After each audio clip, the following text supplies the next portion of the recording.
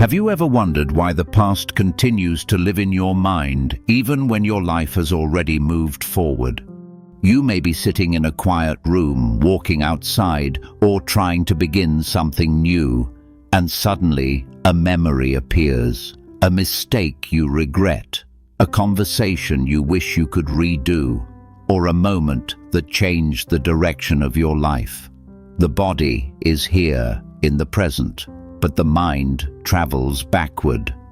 Buddhist wisdom has explored this problem for centuries, and its teachings reveal something profound about why we become trapped in old memories. It teaches that the past has already ended. What keeps pain alive is the habit of revisiting it, replaying it, carrying it as if it still defines who we are today. And over time, this habit quietly steals something precious: your ability to live fully now. In this video, you will discover 6 powerful lessons that can help you release the past, quiet your thoughts, and begin building a calmer and more meaningful present. The first lesson may completely change the way you look at your past. Listen slowly. You do not need to force anything. Sometimes letting go begins simply by seeing things differently. Lesson 1. The past exists only in memory. One of the most powerful teachings in Buddhism is also one of the simplest. The past no longer exists. This may sound obvious at first. Of course, the past is gone. Everyone knows that. And yet, most people live as if it is still happening. A memory appears in the mind, and the body reacts as if the event is occurring right now. The heart tightens, the stomach becomes heavy, thoughts begin to spiral. Why did I say that? Why did I make that decision? What if I had done something different? In Buddhist psychology, this pattern is called attachment to mental formations. The mind creates a story from memory, then clings to it as if it were reality. But a memory is not reality. It is an echo, a reflection, a shadow of something that has already dissolved. Imagine watching clouds move across the sky. One moment they form a shape. The next moment the shape disappears. The sky does not cling to what the cloud looked like a few minutes ago. It allows the change. Your mind can learn to do the same. The Buddha taught that suffering increases when we confuse thoughts with truth. A thought about the past may feel vivid and emotional, but it is still only a thought appearing in the present moment. Nothing more, nothing less. When a memory arises, instead of diving into it, try something different. Pause, take one slow breath, then quietly say to yourself, "This is a memory. This is not happening now." This simple recognition creates space between you and the story your mind wants to replay. At first, the mind may resist. It has practiced revisiting the past for years, sometimes decades. Habits do not disappear immediately, but awareness weakens them.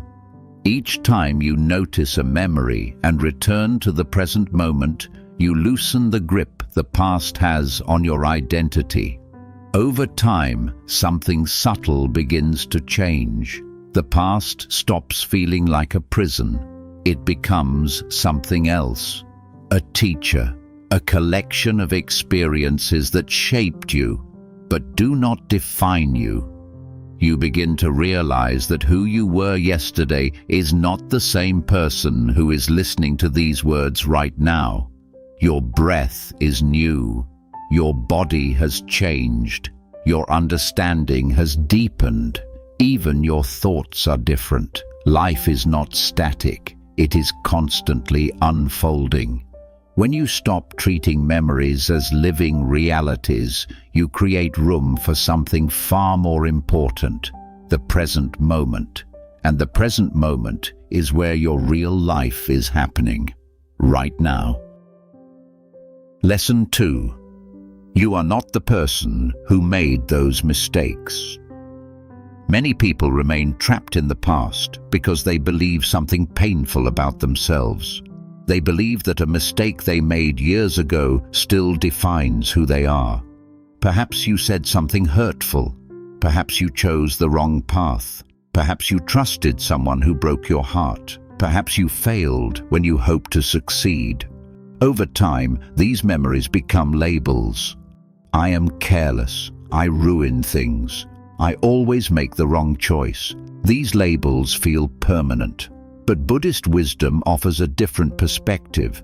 The self you imagine as fixed is actually constantly changing. The Buddha described this through the teaching of non-self, known as anatta. According to this insight, what we call a self is not a solid, unchanging identity. It is a collection of experiences, habits, thoughts, and conditions that are always shifting. In other words, the person who made that mistake no longer exists in exactly the same form. Your mind has learned, your perspective has evolved, your awareness has grown. Imagine meeting a younger version of yourself from 10 years ago.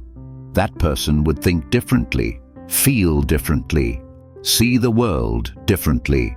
You would probably feel compassion for them. You might even want to guide them. So why is it so difficult to offer that same compassion to yourself now? When the mind clings to guilt, it creates the illusion that you are frozen in time. But life is movement. You are not the same person you were yesterday, and you will not be the same person tomorrow. Growth is not always visible in the moment, but it is happening. Every insight, every realization, every moment of regret that teaches you something deeper. These are signs that transformation is already underway. The Buddha never taught that humans must be perfect. He taught that humans are capable of awakening. Awakening does not come from denying mistakes. It comes from understanding them, learning from them, and then allowing yourself to continue forward. If a mistake appears in your mind today, try responding differently. Instead of saying, "I shouldn't have done that," try saying, "At that time, I acted with the understanding I had. Now I see more clearly." This shift may seem small, but it transforms guilt into wisdom. Your past becomes part of your learning, not your identity. And when you stop carrying shame as a permanent label, you free energy that was trapped in self-judgment. That energy becomes available for something much more powerful, building the present. Because the truth is simple. Your future is not determined by who you used to be. It is shaped by who you choose to become now. Lesson 3. The mind repeats the past because it seeks control. Have you ever wondered why the mind keeps returning to the same old memories? Even when those memories bring pain, the mind still revisits them.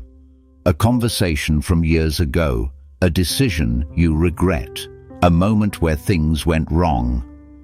It may seem like the mind is punishing you, but in many cases, something else is happening. The mind is searching for control. Buddhist psychology teaches that the mind dislikes uncertainty. It prefers stories where everything makes sense, where every outcome can be explained, where every mistake could somehow be corrected. So, it replays the past. Not because the past can be changed, but because the mind imagines that if it analyzes the memory enough, it might finally resolve the discomfort it still carries. Maybe if I had said this instead. Maybe if I had acted sooner. Maybe if I had known better. These thoughts feel productive at first. They give the illusion that you are solving something. But in truth, the mind is simply circling the same event, like someone walking around a locked door, hoping that one more lap will open it. The Buddha observed that much of human suffering comes from this subtle resistance to reality.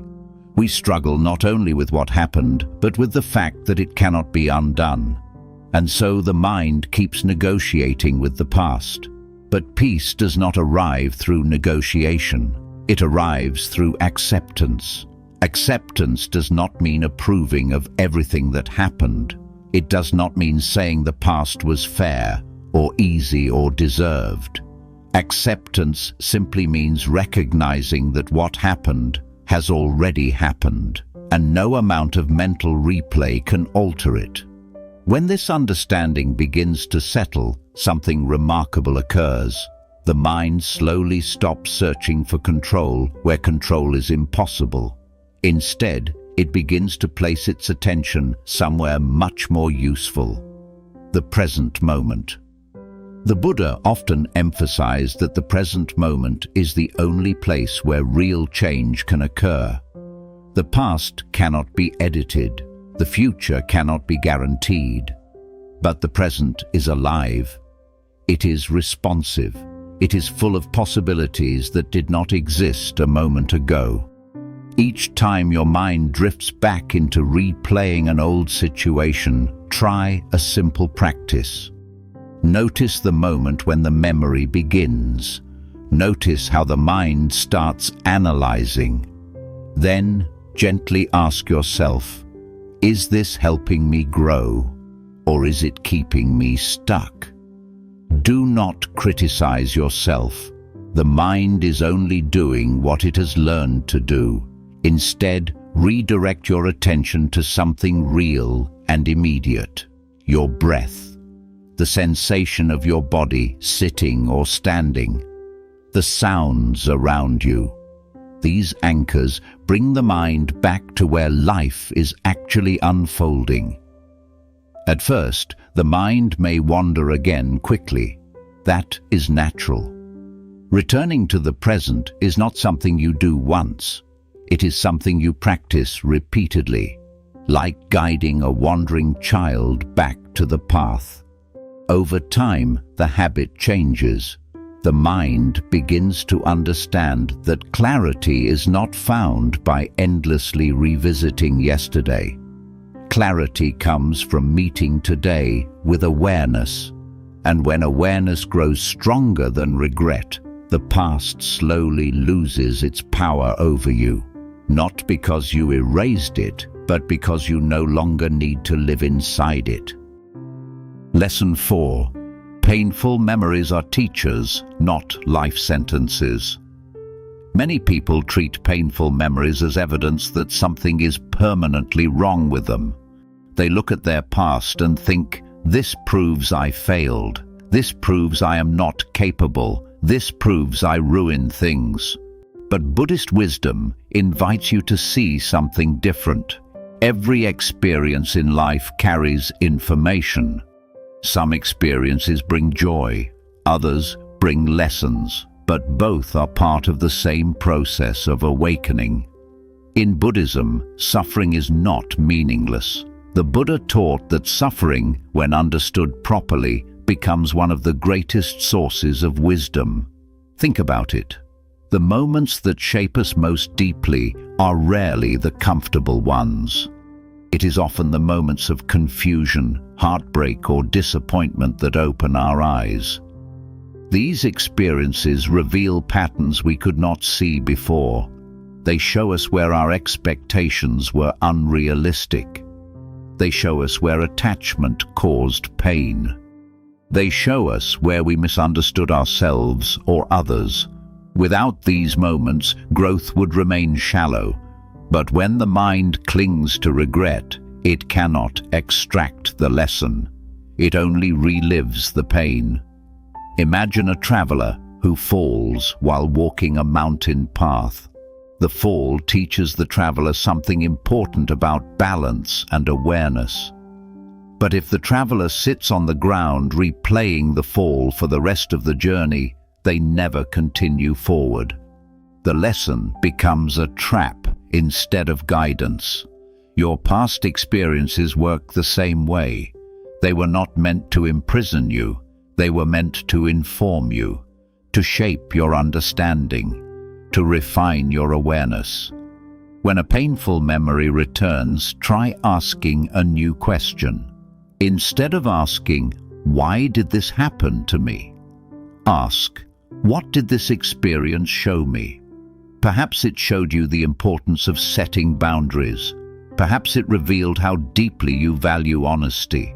Perhaps it helped you recognize the difference between temporary pleasure and lasting peace. Sometimes the lesson is simply humility. Sometimes it is compassion. Sometimes it is the realization that you are stronger than you believed. When you begin to view your past through the lens of learning, the emotional weight of memory changes. The event itself may not disappear, but its meaning transforms. Instead of feeling like a permanent wound, it becomes a chapter in your development. Buddhism often compares life to a flowing river. Water moves continuously forward.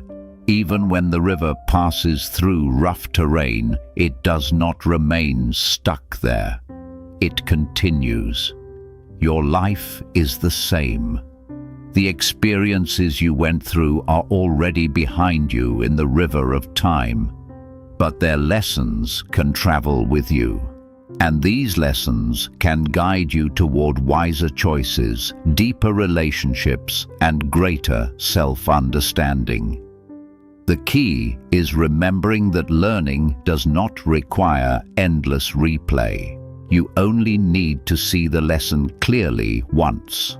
After that, the mind can release the story, not because it never mattered, but because it has already given you what it came to teach. And once a lesson is understood, the past no longer needs to hold your attention. Your awareness becomes free again, free to notice the opportunities in front of you, free to build something new, free to live in the present with a clearer heart. Lesson 5. The present moment is where your life is rebuilt. Many people want to leave the past behind, but they often ask the wrong question. They ask, "How do I stop thinking about the past?"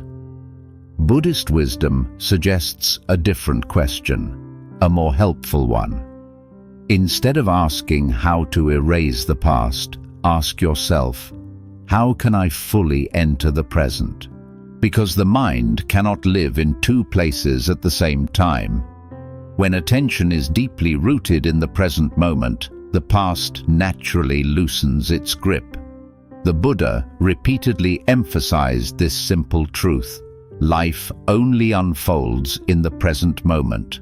Not yesterday, not tomorrow, only now. And yet, most people spend very little time here.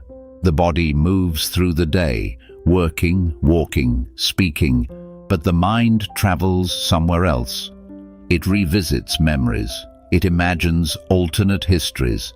It rehearses conversations that already ended. But while the mind is wandering, something important is quietly passing by: your life. The present moment is not just a neutral point in time. It is the place where your future is quietly being built. Every small action you take today becomes the foundation of tomorrow. Every thought you cultivate shapes the direction of your mind. Every choice, no matter how small, plants a seed. In Buddhism, this principle is known as karma. Karma does not mean fate or punishment. It simply means that actions create consequences. What you repeatedly do becomes the direction of your life. When you spend hours replaying the past, you are unintentionally planting seeds of regret and stagnation.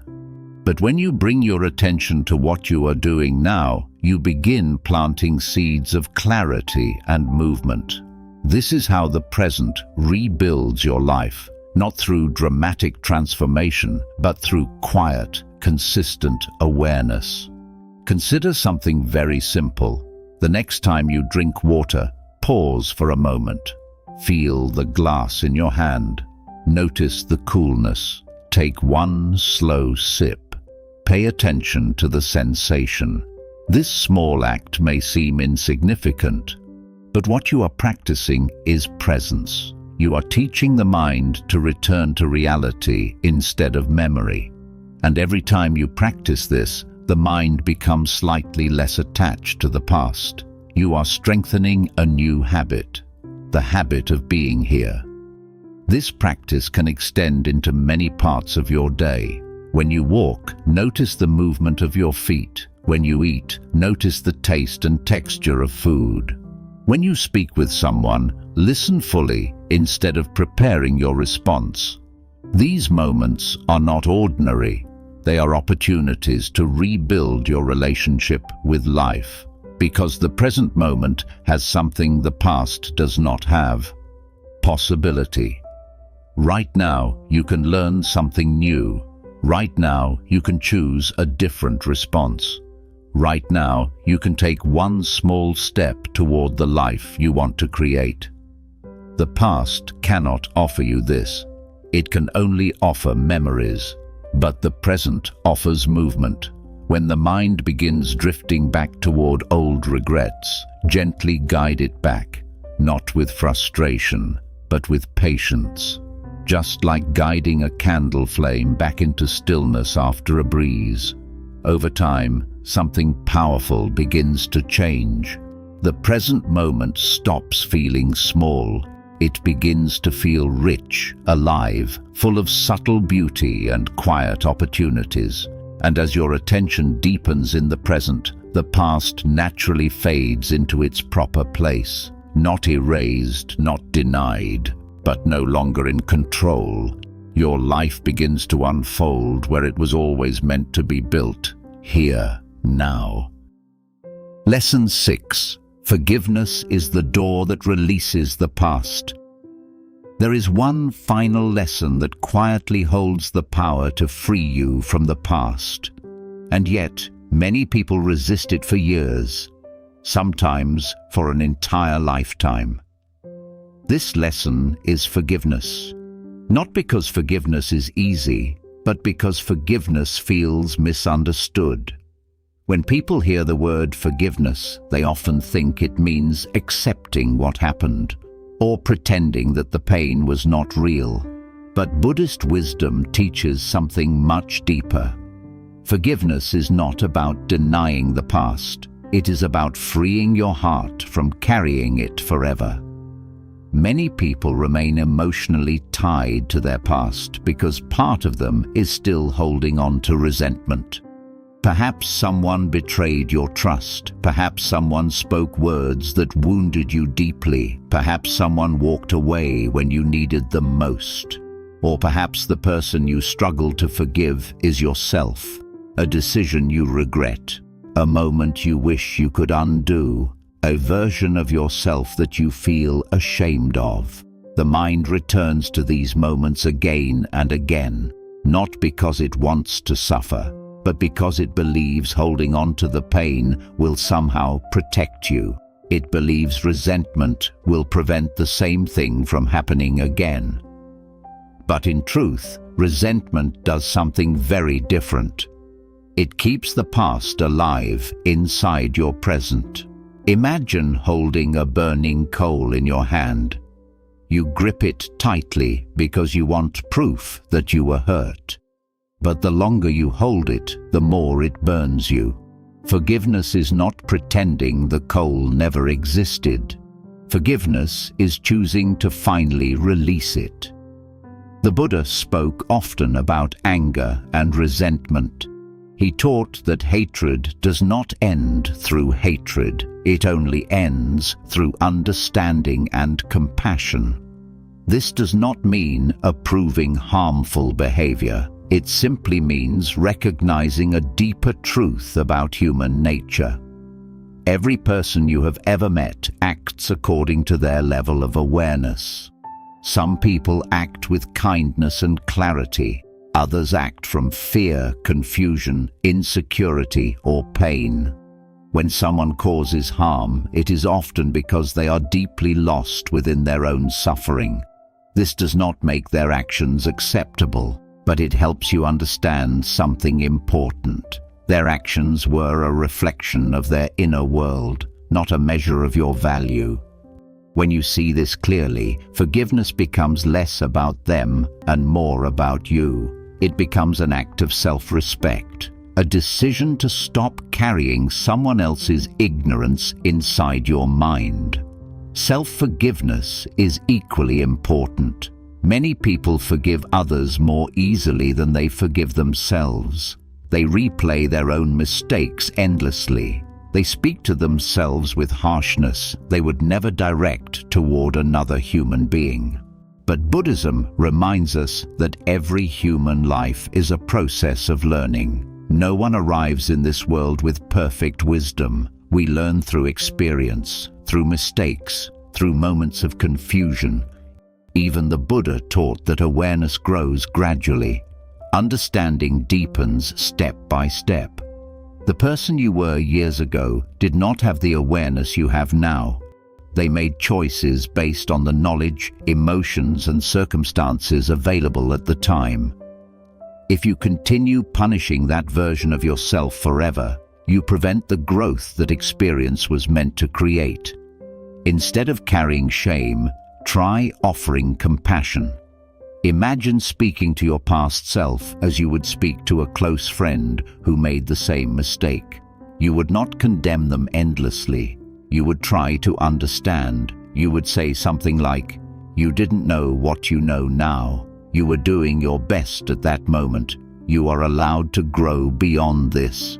That same kindness can be offered inward. This is the beginning of self-forgiveness. In Buddhist practice, forgiveness is not always a single decision. It is often a gradual softening. You may need to release resentment many times. Each time a painful memory appears, you gently choose not to tighten your grip around it. Instead, you breathe. You acknowledge the pain, and you allow the story to loosen. You might quietly say to yourself, "I choose peace over resentment. I allow this memory to remain in the past. I am free to move forward." At first, this may feel unfamiliar. The mind may try to return to anger or guilt. That is natural. Forgiveness is not about forcing emotions to disappear. It is about changing how you relate to them. Over time, something remarkable happens. The emotional intensity surrounding old memories begins to fade. The events may still exist in your memory, but they no longer control your inner world. Your heart becomes lighter, your mind becomes quieter, and the energy that was once trapped in resentment becomes available for something new, for growth, for creativity, for meaningful connections, for building a present life that reflects who you are becoming, not who you once were. The past does not disappear through struggle. It dissolves when the heart no longer clings to it. Forgiveness is the moment when that clinging softens. It is the moment when you realize that peace is more valuable than holding on to pain. And when forgiveness finally takes root within you, something beautiful becomes possible.